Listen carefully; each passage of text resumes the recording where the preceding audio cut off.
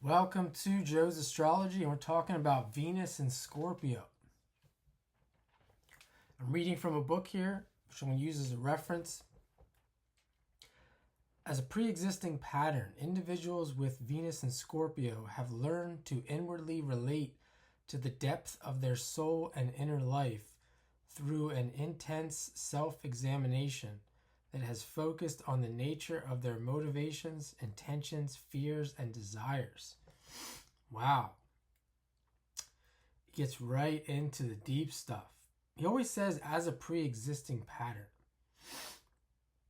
So I guess that means this is what a person who has Venus and Scorpio comes into life with, or tends to default to, even if you do get away from this. Learn to inwardly relate to the depth of their soul and inner life, intense self-examination, nature, focusing on the nature of their motivations, intentions, fears, and desires. I know several people with Venus and Scorpio, and which I will get into in this video. These individuals are psychologically orientated within themselves and consequently towards other people. Why defines the inner essence of what these individuals inwardly hear and defines the essence of how they relate to other people. One guy I knew recently had Venus and Scorpio, and he was young. He was like 19, and one of his friends had Venus and Sagittarius, and he was like the wiser one of all of them. He also had Sun and Mercury in Virgo, and like psychologically speaking, this guy was more advanced than the other younger people in the group.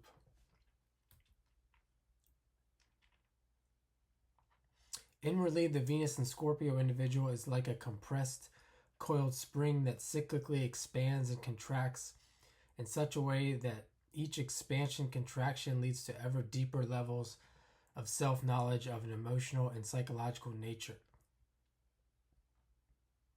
The inner compression that is motivated by the necessity of self-knowledge produces a vibrational intensity that radiates from the soul.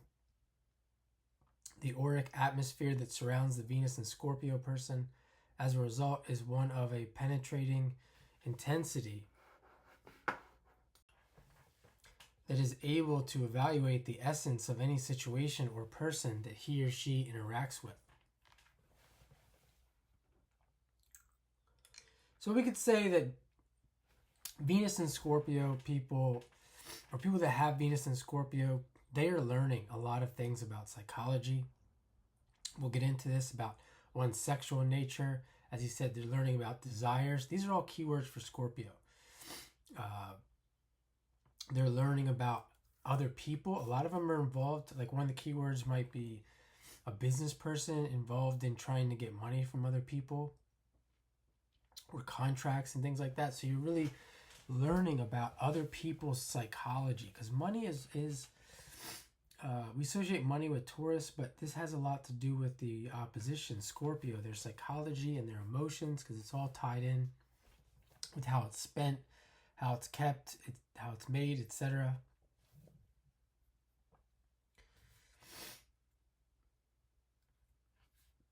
So Scorpio gets a bad rap for that, but they are learning a lot of stuff that a lot of people, really what it comes down to is they just don't want to learn that stuff. They don't want to learn about the deeper side of life. They want everything surface level.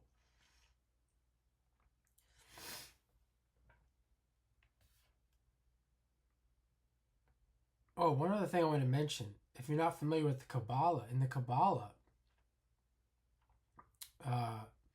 Pluto is considered, or Da'ath is considered Pluto. And Da'ath is where you come up the tree and you get to a point in the tree where the Da'ath is hidden. And in order to continue to evolve and expand up the tree of learning or self-knowledge, self-awareness, you have to go into those deeper spaces. And a lot of people don't want to do that.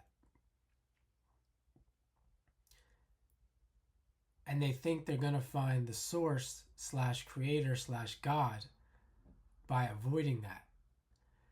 And probably not going to happen.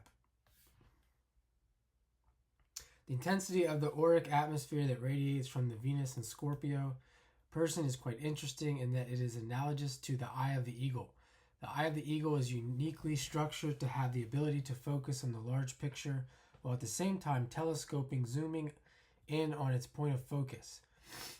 In the same way, the Venus and Scorpio person inwardly relates to his or her inner landscape and simultaneously relates to the outer environment and other people. I have another friend who was like this. Very tall guy. He had that eye of the eagle. Inwardly, they are forever monitoring their interior environment, their ongoing state of beingness in a general way. Within this state of beingness, the Venus and Scorpio person will then zoom in on any given emotion, feeling, sensation, thought, inspiration, dream, or desire in order to understand the causal factor, the why, of its origin.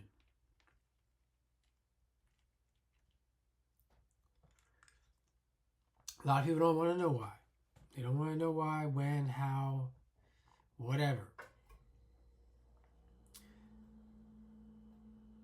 Understanding the causal factor in this way thus leads to self-knowledge or understanding. And this is kind of like, I guess you could consider the transformation. A lot of people with Scorpio placements, they're forced into knowing why. You avoid for so long,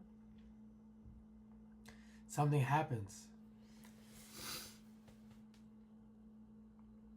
When this is occurring, the Venus and Scorpio person deeply internalizes in such a way as to shut off the external environment. For those who do not understand how the Venus and Scorpio person inwardly relates to him or herself, this can be quite disconcerting.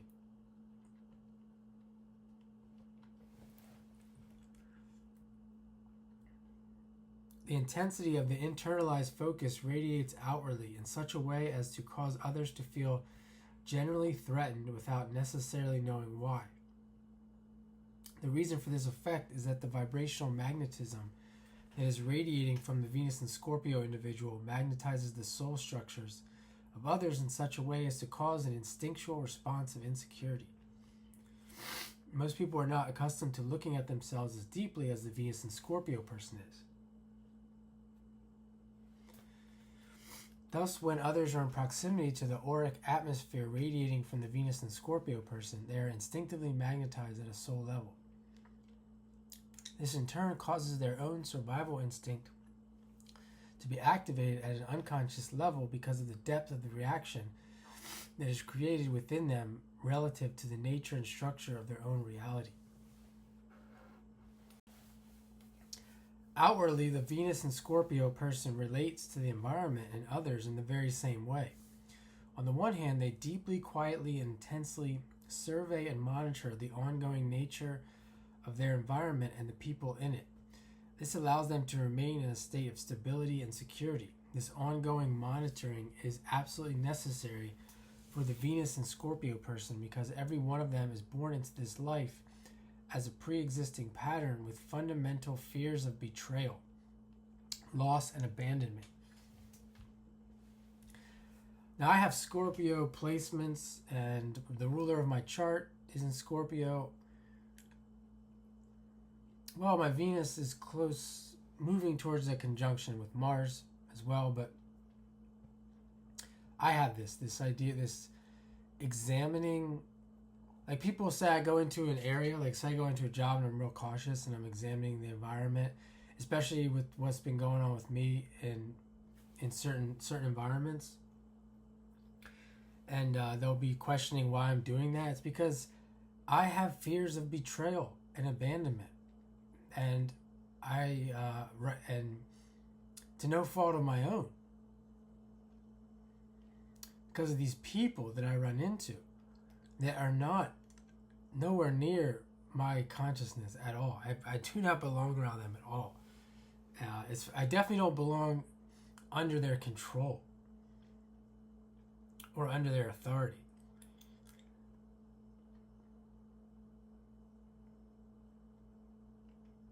Thus, their survival instinct is intensely geared and conditioned by these fears. Accordingly, the generalized monitoring of their environment is highly attuned to the potential of any person, condition, or circumstance that may cause these instinctual fears to manifest as reality. When they detect any potential threat to themselves or those that they love and care for, the Venus in Scorpio person's eagle eye will zoom in and focus on that perceived threat with the intensity of a laser beam. I know another person. I was working with this girl. She was a manager, and I was in the back of the house area. She was in the office, just doing my job, just doing what I do. And she comes up, or she looks over at me, and she said, "What did you say?" And I was like, "What did I say?" And she said it in such a way that she was so threatened by what I said, that what I said was so bad, and I didn't say a word. And I said, and she's like, "Oh, I'm sorry, I didn't." And she and this person had this because they talked about, they had this fear, all kinds of fears. They talked about being afraid of ghosts and haunted house. This is another thing associated with Scorpio. These people love things like that. At certain level of consciousness, they're like these true crime stories and all this stuff. And this is that perceived threat, and it can go that far where there's actually no threat whatsoever, none whatsoever, and yet there's a perceived threat. And this, I would say, is one of the worst manifestations of Venus in Scorpio, or Scorpio, at least in my eyes. And I don't know, I stopped watching horror movies. I don't know if this has anything to do with that or not, or just something changed in me. But I stopped watching horror movies. I don't watch a lot of violence, if any. I don't really watch TV, so I definitely aren't watching true crime or things like that. And I'm just not nearly as fearful as I was when I was a kid. Like things like being afraid of the dark. I can't remember the last time I was afraid of the dark, particularly in my own house. I don't know if that has anything to do with it. So just a little side note there. If you are doing those things, I wouldn't do those things, and maybe you can get rid of that.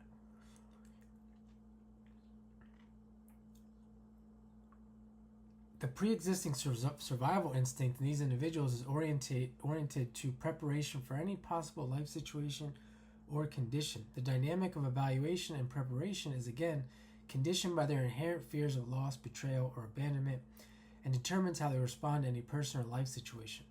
This is why the Venus in Scorpio person appears to be defensive and distant in their initial interactions with others. Now, I know another guy. This guy's a lot of money.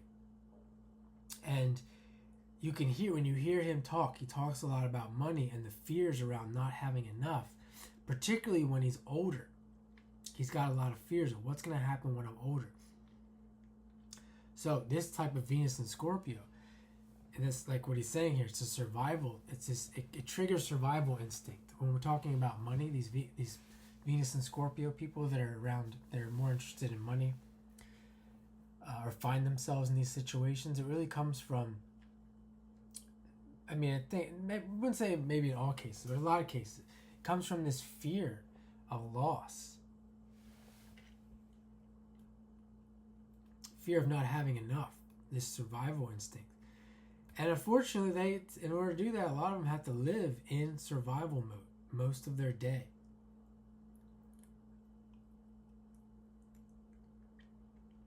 Which you can imagine what that does, what that triggers at certain points in their life. They're always living in survival mode. Whether it's because they actually don't have any money, or they're thinking that they don't have enough money when they do. Evolution intention that all Venus and Scorpio people have had over many lifetimes is one in which their souls have desired to remove all sources of external dependence. That could be part of that too. Trying to be independent, which probably be maybe a little more of a positive expression. This intention is manifested because of the Scorpionic tendency to overly identify with and give too much meaning to any person, condition, or situation that allows them to feel safe and secure. Anything or anyone meeting these requirements will typically be attached for as long as possible. When this rigid and fixed attachment becomes a causal factor inhibiting further growth and evolution, then a removal of that which is preventing the necessary growth has and will occur.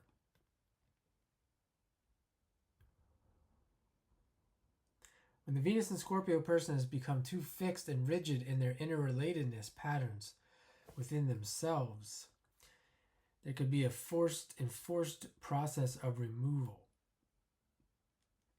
In other words, they will periodically eliminate what they feel inwardly need in order to maintain a sense of meaning in their lives when those lead to a fixity of how they are relating to themselves.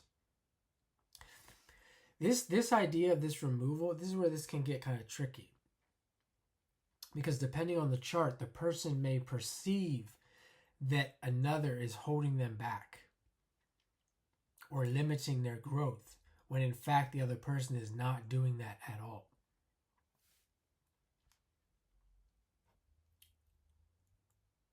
Because what we're talking about here, a lot of people, what they'll do is they will remove the people out of their lives themselves rather than have it be forced upon an enforced removal.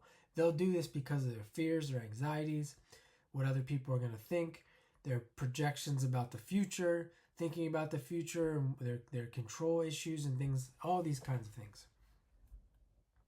So we're talking about here, some people don't even get to this point of enforced removal. I try to tell myself this as well. When I'm doing things, like for example, try to think of some examples. I try to tell myself to keep going until something happens. So for example, let's say I'm doing photography and video, some kind of journalism, because I do some journalism on the side of some other, in another way. And some of the journalism is sketchy as far as, can you record this? And we're talking about we're talking about sports. Like let's say I'm doing some sports journalism and I'm recording professional events. Am I permitted to do this, etc.? I'm getting away with it. And this might be a bad example, but I tell myself, keep going until you get caught. Because when you get caught, then they're going to tell you can't do it anymore. That's all that's going to happen. They're just going to tell you can't do it anymore, at least at that particular event. So that is like an outward example of this enforced removal. Like, don't sabotage yourself by removing someone or something in your life that's working. Rarely does a Venus and Scorpio person consciously realize when they have projected too much meaning or intensity into a person, life condition, or inner dynamic that symbolizes security and safety to them. Thus, when that which they have overly identified with is removed from their lives, the psychological experience is one of intense loss, betrayal, or abandonment. The typical reaction is rage and anger because the temptation when this occurs is to feel victimized. Scorpio is part of the natural triad between Cancer and Pisces. Many people with Venus and Scorpio are born with such anger. I mean, this is not something that many people are going to get, but, this is Scorpio stuff. People are dealing with loss of parents and things like that. It comes back to this idea of a cycle. Looking at how many people go through this. This is not, the consensus will tell you that this isn't normal. In my view, loss of parents at a young age or before 30, etc., is very common. It's very common. And to come to grips with that this isn't there's no real, this is kind of, I don't want to demean anyone's situation, but it's a little bit, in the grand scheme of things, the worldly scheme of things, it's a little bit of a delusion to think that we're that special because of a parent this or a parent loss of some sort or a sibling, and I've been through this, so I know. And I've been able to get through it in a more healthy manner because of these understandings. Where my friend who has all that Scorpio, he lost his father at 10 years old or 8 years old or something. He still to this day would not agree with what I just said. He would not understand that.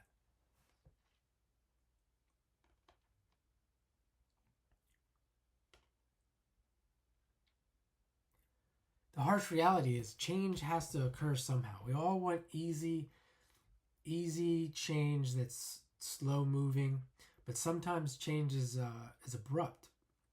Thus, when Venus and Scorpio person is over-identified with something to the point of limiting his or her necessary evolution requirements, a removal of that which is limiting the growth will occur. See, this is here where, like he says, a lot of times, I don't think this is the norm, but a lot of times people are so deep into something that they don't realize that they've over-identified with it. And there's a necessary cataclysm for this evolution to occur. In intimate relationships, the Venus and Scorpio person will naturally desire to probe the depths of those that they love. This is a great, my opinion, great attribute of Venus and Scorpio. That psychological relatedness, being intimate, going deep, emotional. They can really tap into their partner. I mean, if you don't want your partner to know all these things, then maybe it's not a good thing. But if you want to get really emotionally close to your partner, this can be a great placement for that. Venus and Scorpio person paradoxically desires to be with someone who can help him or her understand the depth of their own souls. Their fears, their needs, their desires, and yet simultaneously fear allowing anyone to get too close to them. See, that's the thing. They have to be vulnerable. They have to admit to themselves that this is how they are. This is what they want. Get rid of those subconscious memories of loss and abandonment. The Venus and Scorpio person desires to attract another who will help them understand the depths of their souls. Some other things. At the Venus and Scorpio people that I have known, like the taboo, the general thing, they do have a very sexual life.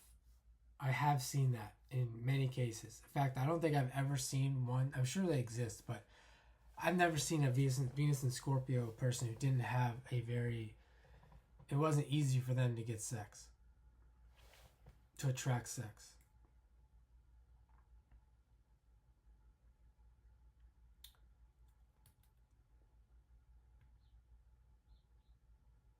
He gets really into a bunch of stuff. I'm not going to get into this.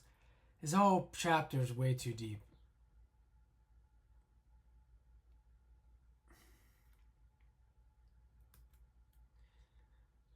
Some individuals with Venus and Scorpio, especially those that have Venus retrograde, have skipped steps in evolutionary terms. The nature of those skipped steps is specific to emotional dynamics. The reasons for avoiding or denying the nature of their emotional dynamics have many causes. So he's saying a lot of people who have Venus and Scorpio could be avoiding a lot of these emotional dynamics that I'm talking about, thus causing the rough situations to encourage them to face them and understand them in a more positive way.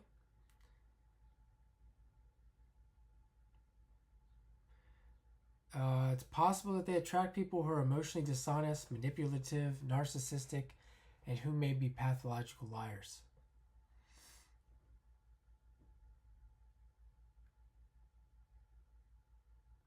Venus and Scorpio person requires an intensity of emotional and psychological experiences in order to become aware of the depths of their own dynamic. So all this stuff, they're learning to learn, they're watching this stuff and be interested in these things to understand themselves.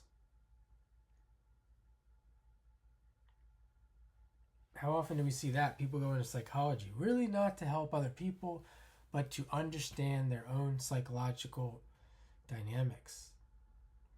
The need for intensity manifests as a deep emotional communion or discussion with a partner, as a deep and permeating sexual experience that ignites the sensation body, or as deep emotional confrontations or cataclysms that enforce the question why to manifest within their consciousness.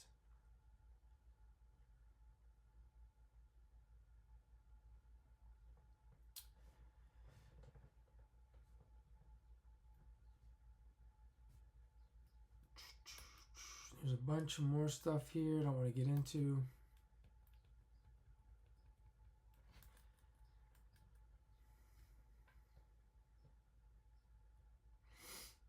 The Venus and Scorpio person must embrace its polarity, Taurus.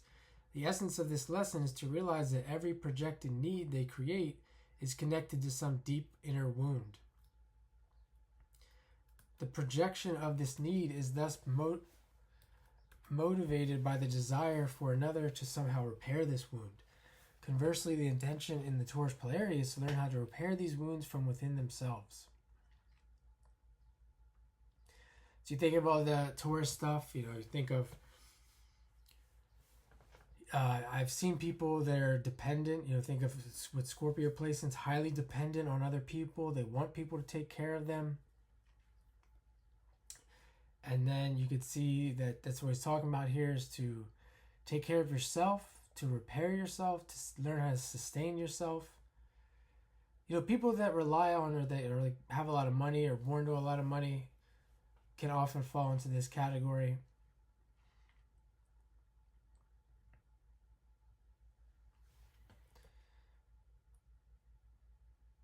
And by doing this, they can get rid of the dynamics of manipulation, control, betrayal, loss, and abandonment that will disappear from their life.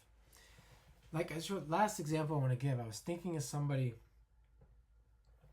This is the same person that flipped out about me saying something that I didn't even say. I wasn't even talking. And she had a big dependence on other people. And she had money. She had her own money. She was fine. And that was the whole thing with her, is you want to get rid of these dynamics in your relationship of manipulation, control, betrayal, loss, abandonment, then take care of yourself. And I encourage her to get her own place. If she's making enough money to get your own place, get your own place. Don't keep the money. It's worth it. Because then you can start to take control of these people that you can take more control over the people that you're meeting, because you don't need them emotionally. So I'll leave it there for now. And hope you enjoy this. And have a great day.